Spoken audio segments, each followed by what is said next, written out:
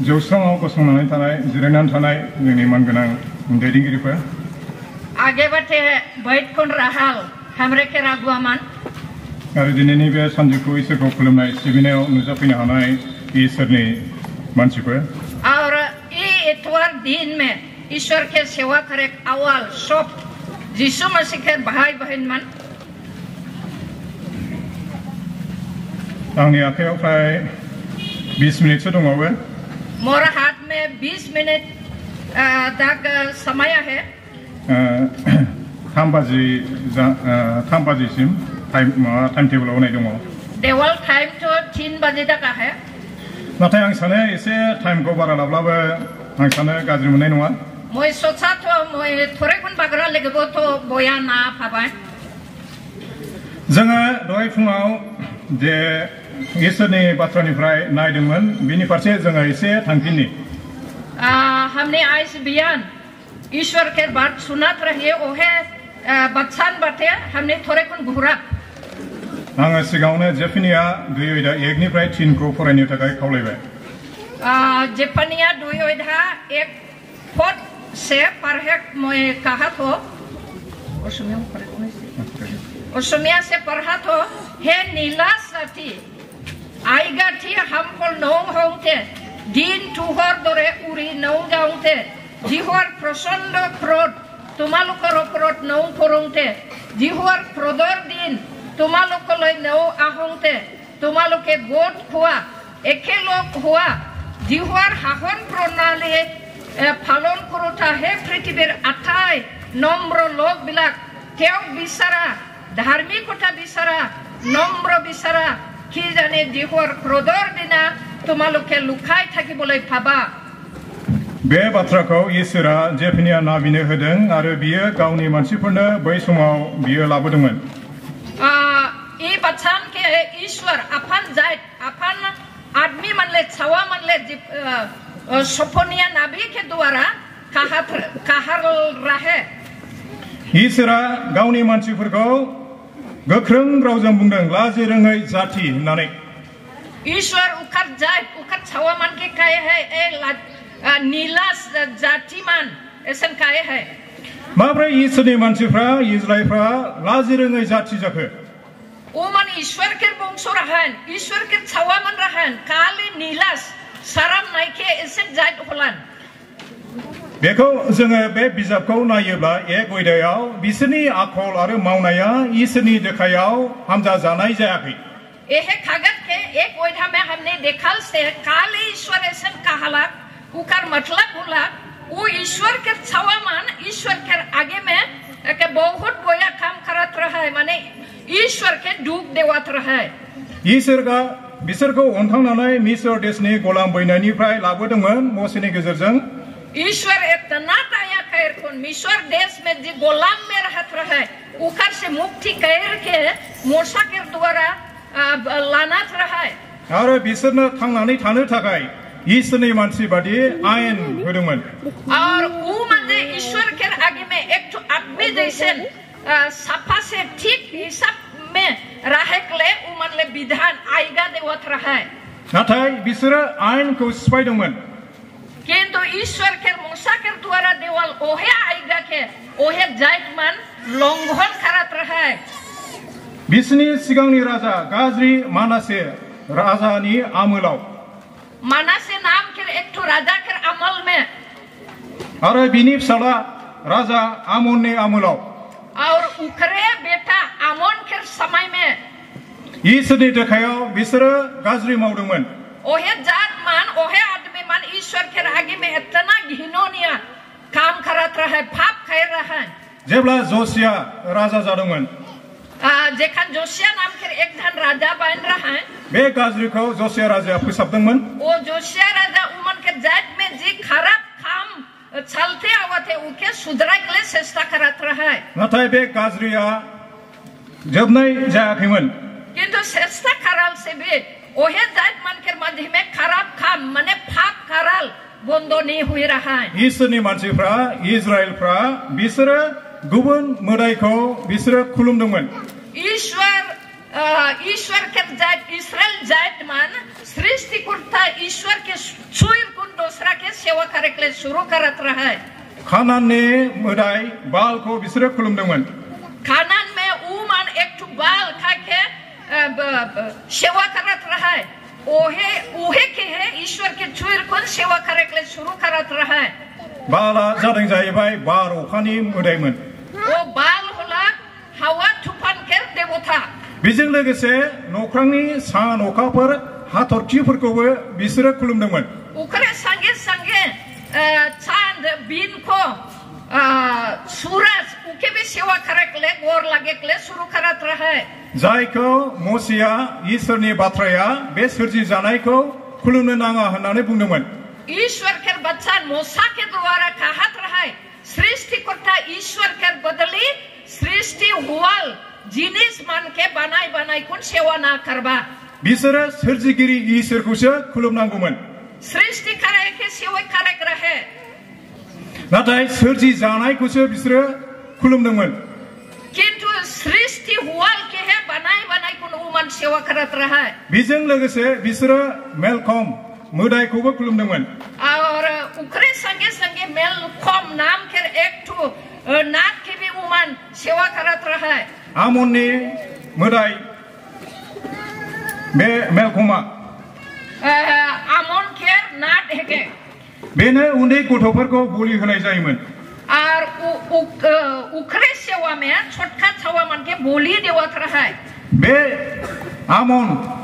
फोरनि मेलखम मोदायनि मन्दिराव थांनानै बिसोर खुलुमहैदोंमोन आमोन के मन्दिर ओहे मेलखम के हेदना जाय कोन उमन सेवा करत रहा है बे गासै ईश्वरा बिसोरनि आखलनि थाखाय बिसोरखौ लाजिरोङै हामजायै जाति होननानै बुंदों ओहेले ईश्वर अपन सृष्टि कराया आबा के जे ईश्वर दया कायर के बच्चाई को लाइन रहे ओहे ईश्वर के चोयर को दूसरा बाटे गेलन ओहेले उमन के नीला शरम नाइ के जात ऐसा कहत रहा है बिनि थाखायनो ईश्वरा बे नाबिनि गेजेरजों बिसोरखौ साजाय होनो थाखाय बे बाथ्राखौ बुंदोंमोन ओहेले ईश्वर ओहे नीला साथी मन के शास्ति देवेकले सिद्धांत तो कह रहा है किंतु शास्ति देवे के आगे ओहे नाबी के द्वारा आगे बताई दी रहे नाथाय बे ईश्वरा गावनि शास्तिखौ लाबोनायनि सिगां बिसोरनो जोबथा अननायखौ होनो थाखाय लेंहरदोंमोन ईश्वर दे उमन के शास्ति दिवी उखरे आगे थोड़े कोन मौका लास शेष मौका देवेकले खोजात रहा है जाहाथे बिसोरो ईश्वरनि रैखाथि बासायनायखौ मोननो हायो जेन उमान ईश्वर के बच्चाक बा दया के फावेक परेना नाथाय बे गाज्रि समाव जेफिने नाबी आरो बिनि नखरा दङमोन ये बोया परिस्थिति के मध्य में समय में माने आदमी मन के मन में पाप से भरल समय में सपनिया नाबी और उमन के परिवार भी रहा है ईश्वरा बिसोरखौ दोनखोमादों होखोमादों आरो बासायदोंमोन गाज्रिनिफ्राय किंतु ओहे बोया ओहे खराब परिस्थिति से ओ सपनिया के आदमी मन के परिवार के ईश्वर बच्चाई को लुकाई को राइक रहा है जोङो सोलोंदोंमोन जेब्ला गाज्रिया बारायलाङो गाज्रिनिफ्राय गाज्रि जालाङो हमने तकन शिखे फरली माने जी खराब बोया वो कम हुए कले नहीं किंतु बगरा से बगरा बाहर जायला ईश्वरा गावनि हामजा जानाय मानसिफोरखौ दोनखोमायो बासायो होननानै किंतु जेखान खराब से बाहर जायला थकान भी ईश्वर उखर छावा मन के ओहे खराब से बच्चाई कुन रखेला नोहानि आमोलावबो गाज्रिया बांदोंमोन आरो ईश्वरा बिसोरखौ गेदेर दैबाना होनानै फोजोबस्रांनो बुंदोंमन नोह के समय में भी आदमी मन इतना माने पाप से भरल रहे जे खराब काम करत रहे और बाना से समय के आदमी मन के ध्वंस करे के ईश्वर सिद्धांत लीग रहे नाथाय ईश्वरा नोह आरो बिनि नखरखौ बासायदोंमोन किंतु ओहे समय में भी ईश्वर नोह और उखर परिवार के बच्चाई कुन राइक रहे दा गोनांथार सोंलुआ बेसो एखान एकटु बरखा प्रश्न एहे होला जोङो बै हामजा जानाय मानसिफोर जायनाखि ईश्वरा हामजायो जोङो बेवहाय दङना ईश्वर के फतियाल आदमी मन के ग्रुप में हमने आही का नाथाय जोङो बिनि बदलै बे गाज्रि गोबां मानसिफोर गाज्रि मावनाय इसोरनिफ्राय गोजान जानायाव दङ का हमने ईश्वर से दूरिया हुआ ओहे खराब आदमी मन के डोल में ग्रुप में आहे ओके हमरे के मन में बरखा प्रश्न करेक लगे इलिया नाबियाबो बै समाव गाज्रि मानसिफोरनि गेजेराव थादोंमोन इलिया नाबी बरखा नाबी जेखान रहे उखर समय में भी के सब आदमी मन खराब हो रहन गिर रहन ओहे समय में भी उके ईश्वर बचाई कुन राय रहे राजानिफ्राय फौजासिम बिसोरो ईश्वरनिफ्राय गोजानाव थांदोंमोन राजा से लेकुन फरजा तक छोटे से बरखा तक जितना आदमी मन ईश्वर के विरुद्ध में जा रहा है इलिया गावखौ सानदोंमोन गाव हारसिंल' जाबाय होननानै ईश्वरखौ गिग्रा मानसिया तखन इलिया सोचत रहे ए मोहे अकेले हो कि का ईश्वर के दाराया आदमी ऐसे सोचत रहे नाथाय ईश्वरा इलियाखौ बुंदों आङो नोंजों लोगोसे 7,000 मानसिखौ दोनखोमादों तखन ईश्वर इलिया के कहलक तो अकेले ना लगेस किंतु तोर संगे संगे 7,000 आदमी मन के मोय बचाई कुन राय हो कहलक 1 राजा 19:18 नायब्ला मोनो 1 राजा 19:18 प्रथम राजा बोले 19:18 पद में देखल से हमने फवाब बेखौ जोङो फुङाव नुदोंमोन सोलोंदोंमोन इस सब के हमने बिहान सेशन में हमने सिखली गाज्रि बांनानै थांनाय समाव खराब से भराल समय में नाथाय ईश्वरा माखासे मानसिफोरखौ हामजानानै गावनि सिङाव दोनखोमायो ऐसे खराब से भराल समय में भी ईश्वर दया खैर कुन के बचाई कुन लुकाई कुन रखेला जेफेनियानि समावबो जेफेनिया आरो बेनि नखरखौ ईश्वरा गासै गाज्रिनिफ्राय रैखा खालामनानै गावनि थाखाय हामजानाय मानसिफोर हिसाबै दोनखोमादोंमोन सोफोनिया के समय में भी इतना खराब आदमी मन के माझी में भी वो सोफोनिया और उनका परिवार के बचाई कुन राइक रहे जोंनि संसाराबो गाज्रि जालांगासिनो दङ नमहा हमरे के ई दुनिया में ई जुग में भी खराब तो बगरा से बगरा होते जाते बे गाज्रिखौ फोजोबस्रांनो रावबो हाया बियो गाज्रिनिफ्राय गाज्रि जालांसिगोन ई खराब के बंद करे के करो शक्ति क्षमता नाय के बगरा से बगरा खराब होते जाए बे गाज्रिनि गेजेरावनो जोङो थांनांगोन एहे खराब परिस्थिति के मध्य में हमने जी कुन रहे लगे मोजां सम मोजां गाज्रि गैयै बोथोरखौ जोङो माब्लाबाबो मोनथारनाय नङा खराब नायके समस्या नायके ऐसे समय कभी भी हमरे के मध्य में नहीं आवे नाथाय बे गाज्रिनि गेजेरजों ईश्वरजों हामजा जानाय मानसिफोरजों जानांगौ किंतु एक खराब के मध्य में भी ईश्वर के प्रत्येक आदमी होएकले हमने चेष्टा करे लगे ईश्वरा गाज्रिनिफ्राय गावनि मानसिखौ हामजानायखौ बियो गावनि थाखाय लाखिनो बिहा बोलो दङ ईश्वर जी के पसंद करेला ओहे सब खराब से बचाई कुन रखेला नाथाय जोंबो खामानि मावनांगोन किंतु हमने भी काम करे लगे जोंनि खामानिया मा जानांगोन ईश्वरनि हामजा जानाय मानसिफोर जानोब्ला हमरे के काम का होएक लगे जिस जोड़ी ईश्वर के प्रत्येक आदमी होएक लगे होले हमने कैसन होएक लगे बेखौनो जोङो दिनै सानजौफुआव नायगोन उके हमने ई समय में थोड़े कुन देखा बेवहाय बुंदों ईश्वरनि बाथ्राया उन्दै जा गुरै जा अब्ला नोंसोरो ईश्वरनि अनखांनाय हामजानायखौ मोनगोन होननानै ईश्वर के वचन काय है नम्र हुआ ने छोटे हुआ तखन तोहरे ईश्वर के दया के फावेक परबा ईश्वरनि दयाखौ मोननोब्ला मोनसेल' राहा दङ गुरै जानायजों गावखौ उन्दै खालामनायनि गेजेरजों ईश्वर के दया के फावेक लगे होले एक ठुखाले दाहारा है उ होलक नम्र बने जोङो बाइबेलाव गोबां जायगायाव नुयो शास्त्र में बहुत जगह में लिखा है मोसेनि सोमोन्दैबो नुयो बुहुमाव बयनिख्रुइ गुरैसिन उन्दैसिन गावखौ गुरै खालामनानै लानाय मानसिमोन होननानै बाइबल में लिखा है मूसा दुनिया के आदमी मन के मध्य में एक जान वो के पहला नम्र आदमी रहे नाबी रहे जीसु ख्रीष्टआबो गावखौ उन्दै खालामनानै ईश्वर मोनब्लाबो स्वर्गखौ नागिरनानै गावखौ उन्दै खालामफैदों यीशु मसीह वो ईश्वर के पुत्र सड़क में रखाया किंतु हमने के बच्चा के लिए वो नम्र बहन के छोटे बहन के वो सड़क छुएर को दुनिया में जन्माला बिनि नेहात जोनोम जानायखौ गोसोखां Jisu Masih ke janam ke iat kara. मानसिनि आखायाव माब्रै क्रुसाव होजादोंमोन Oh, Jisu Masih janam hui kun और हमने के बच्चे के छोटे hui kun वो क्रूस में ठोकाई होला. बिनि गेजेरजों बियो जोंनो बासायजानायखौ लाबोबाय. और उखरे क्रूस में बलिदान के द्वारा हमने मुक्ति के फली परित्राण के फली. जिसुआ बे गुरै जानाय उन्दै जानाय लामाखौ दिन्थिलांबाय. जिसुआ जोंनि मडेल जोंनि बिदिन्थि. हमने जे नम्र होए के लगे उखार चिन्ह के जिसु मसीह देखाई कुन केला वो जैसन नम्र बनलक हमरे के लगे साहलक ठीक हमने भी नम्र बने के लगे. जिसुआ गावनि 12 जन चेलाफोरनि आथिंखौ सुनानै होदों. जहननि 13 नायब्ला मोननो हायो. बाइबल में लिखा है जिसु देखन रहे उखर 12 जन चेला रहन अपने के 12 जन चेला के गोर के उधुई कुन खोज कुन देवत रहा. आरो बियो बुंदों इसोरनि रायजोआव जाय गुरै खालामो उन्दै बादि बिसोरनो देरसिन होननानै बुंदों. बाइबल के वचन क्या है ईश्वर के राज्य में